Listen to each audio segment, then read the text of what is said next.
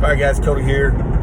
Yeah, I'm on a little drive, so figured I'd answer some questions that I've been meaning to get to. So the three questions I'm going to talk about are how do you get promoted in DS? Like by that they mean like what assignments or what can you do to be competitive? What is WIPS, WPS, and what's the difference between a GS 1811 and a FS 2501? And so with the promotions, let me start with a caveat with I personally don't think it's a good idea to go in and do DS right when you first get in and think that I'm going to be, all I want to do is promote. I mean, the first couple promotions will come. They come with time and service, so that's easy. But I think you need to go in and learn the job, be a good peer, be a good colleague, support people, and when you're thrown into leadership roles, be a good leader. Prove to your superiors that you got those critical thinking skills that we talk about. There are people that do, try to climb the ladder, kiss the ring, and those of us that are just doing it regular, I guess you could say, we have noticed, and there are a few guys I know that did that. Sure, they got promoted, but they're not well respected. So that's just my thoughts on that. So how do you do it? With all that said, you got to do what's best for you, right? You got to do what's best for you. There may be some other factors, some variables there. You might have family. You might have a medical condition in which you can't go to particular assignments. It might also be beneficial for your career. So, you bid on what's best for you. But I would say taking in all those factors, not just promotion, is important. So the best ways to get promoted, this is a broad thing I'm talking about, but you got to do some overseas posts. You got to do some headquarters tours. If you're going overseas for a Baghdad assignment and you're coming back to Houston and you're going for a Kabul assignment and then you're coming back to San Diego, I mean, you might pick up your 3, but you're going to be way behind the curve to get your 2. If you're not familiar, a 2 is the equivalent to a GS-14. So best thing you can do is do your field office assignment, learn all you can, take all those TUIs like I talked about when you get in the field office. Get out to an overseas post. Traditional posts are just better for promotions. The panel generally like to see people that get to manage a number of different programs and get involved in a number of different things. When you go to places like Baghdad, like I did, I only managed my protection portfolio. I had my Spartan team. We ran missions, and the same thing for the guys in countermeasures that did the guard force. That wasn't the best. Now I still got promoted on time, or quote unquote on time. It's your best option is to go to traditional style postings, and those will help you in your endeavors to get promoted in DS. In addition, I would combine that with headquarters tours, strategic headquarters tours. Going to MSD probably won't help you get promoted. It won't hurt you, but it won't help you. Going to IP, international programs, where you're a desk officer. In that role, you support a region. So say you're the desk officer for EAP, which is East Asian Pacific. Then you're managing a bunch of programs. You're supporting the regional security officers, also known as the DS agents at post. And in those cases, those are good options for promotions. So headquarters tours, in combination with traditional RSO tours, are good, or in my opinion, not just in my opinion, it's accurate, is the best way to get promoted. Now, I'm not saying don't go do MSD or don't go do a high threat tour. Those have value, but if you go as a 4, in Baghdad, and you go again as a 3 to Baghdad, and you haven't done a traditional post, it's not gonna be the best. Now, as you get more senior and you have a leadership role, and you go to Baghdad, I keep using that as an example, but then you have a broader spectrum. You're managing people, and so that looks good for you. So traditional posts, headquarters tours, strategic headquarters tours are good ones. And if you're a young DS agent and you don't know which ones are which, and you care to reach out, I've had some people do that before. Again, I have people still in the organization, but it still remains the way it was when I was in is the way it is now. and those strategic headquarters tours and traditional posts are what's going to get you promoted. So, but I'm happy to mentor anyone and talk to you about it if you need it. All right, what is WIP? So I often use the term high threat protection, WIPs, DS, diplomatic security, worldwide protective services, back and forth. So diplomatic security manages the WIPs contract, Worldwide Protective Services contract. So when I talk about these protection teams out in Baghdad or Afghanistan or wherever, they're made up primarily of security contractors. Security contractors that are primarily held by, I believe, Triple Canopy still has a contract. I think their name's changed to Constellus. But so for every agent on the detail, you have one agent, and you have a group of security contractors. And so those security contractors fall on the WIPs program. That's just a contract in which the Diplomatic Security Service hires a company, in this case, Triple Canopy.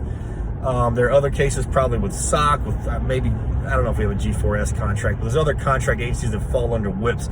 So when you say WIPs, it's not just the protection teams. It's also, static guard force. There's a number of elements. I believe WIPs Task Order 5, any of you former WIPs guys might know this better than me, but I believe WIPs Task Order 5 is the high threat protection guys and girls. Well, it's guys. It's primarily guys, very few girls. And then WIPs Task Order 13, I think, was the protection element that went up to Erbil and did protection up there. So, but when I say WIPs, I use it interchangeably. I mean, the DS agents and the WIPs guys that go through their training, we're all trained the same when it comes to high threat. Now, who's more capable?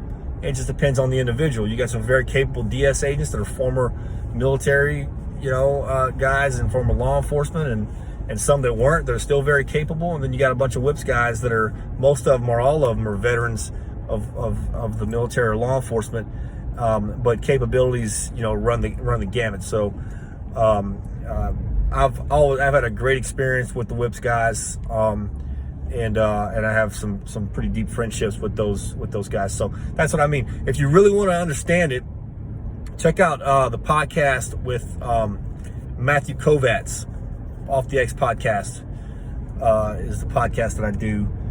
It's on Apple, it's on Google, it's on Spotify. I'm giving myself a plug. But he talks about it because he managed the WIPs program from headquarters in Arlington, Virginia. And so he kind of goes into a little more detail. It's just not something, I'm familiar with the term and the dudes, but not necessarily the contract itself. But that's kind of a broad spectrum of it. All right, difference between FS 2501 and GS 1811. All right, so when you come on a DS, you're not an 1811. You are a 2501. Now, what's that mean? Same fucking thing. You're under a foreign service pay scale. So that's what FS stands for, whereas GS is general service or general schedule. But the 2501 position is still a special agent position. You still get the badge and the gun. You can still carry on a plane. You can still investigate federal criminal statutes. You can make arrests. You work in conjunction with friggin' Marshal Service, DEA, FBI, you name it, all the same rights, authorities, all that stuff. Of course, as I mentioned before, we have our focuses on what, our investigations, passport, visa fraud, and those crimes with a nexus to those.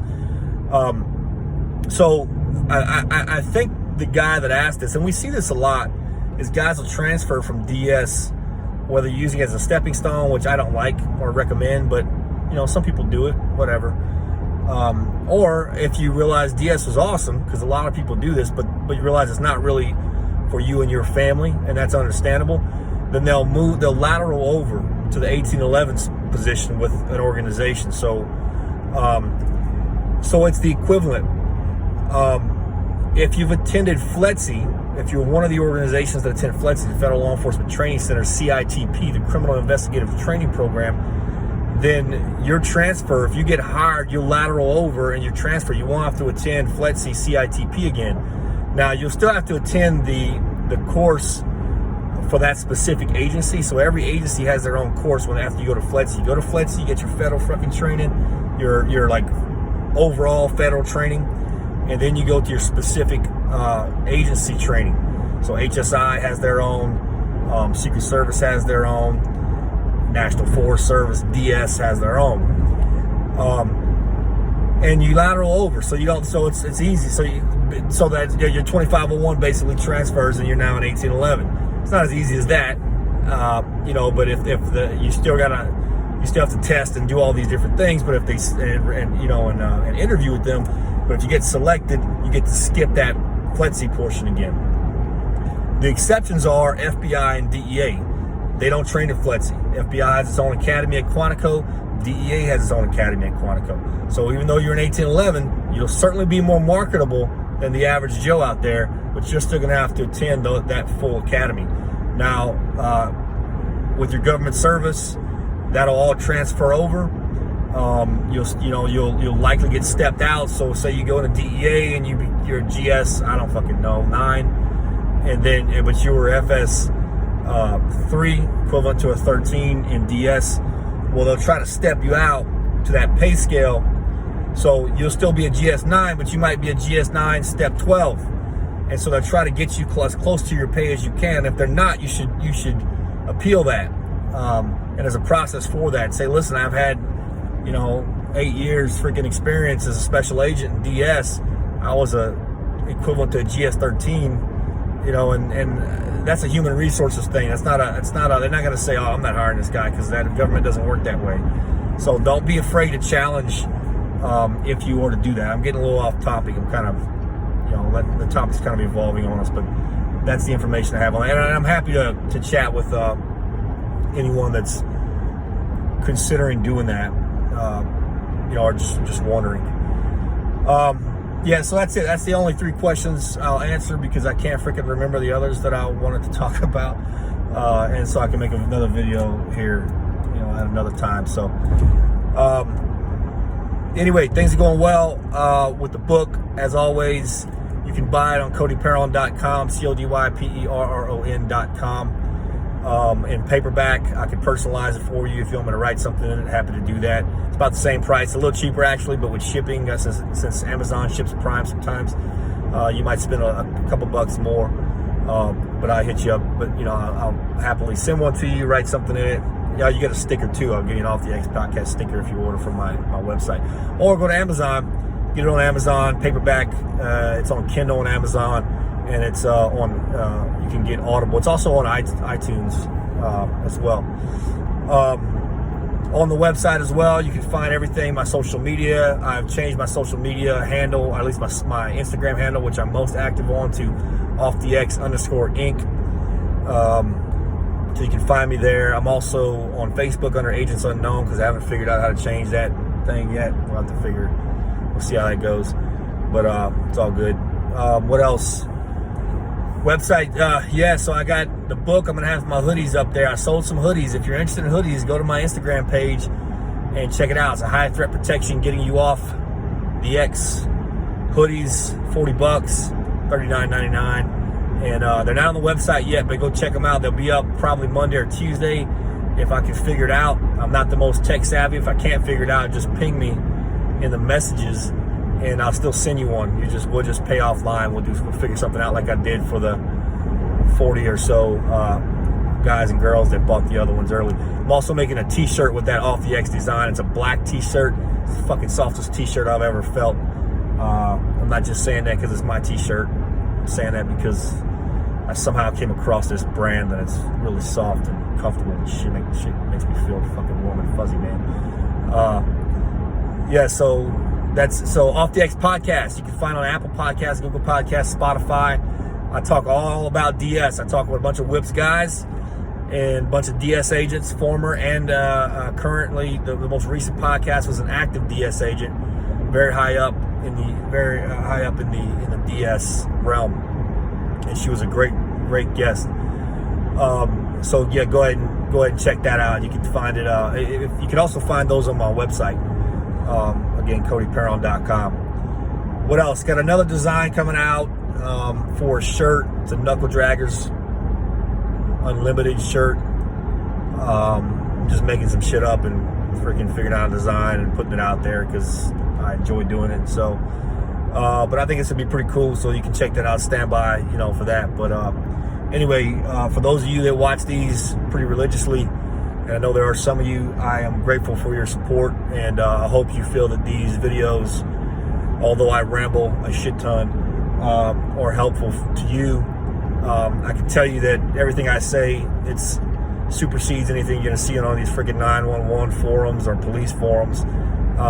It's all real talk, real shit. I have a good name in the agency, still do, and you know, I have people that can back that up. So, and again, I'm into helping you guys out. I'm looking at starting up a mentorship program. I already pretty much drafted it all, and it's kind of like a training program. And I pretty much talk to anyone that's eligible or that's interested. And by that I mean you got to be a U.S. citizen. You got to have your degree. Now I'll talk to you. I'll write back with you. You don't have your degree yet if you're pursuing your degree. But if someone wants to actually train, like for the interviews, do some scenario-based questions, get a sample testing with types of questions you're gonna get asked, do some writing samples. I've kind of drafted up, I've designed something to do that, to mimic the test. We would do it over Zoom. So, you know, I've done it with a couple people already. That was before I was, not the scenario stuff, just the other kind of questions. But again, I'm looking to expand it. So if someone's interested in that, just hit me up. I'm real informal about it. And, you know, we'll figure it out. We'll go from there. But anyway, all right. I guess I talked a little while longer because I'm on this drive and by my damn self. So y'all stay safe and have a good weekend. Appreciate everything. Thanks, y'all. Out.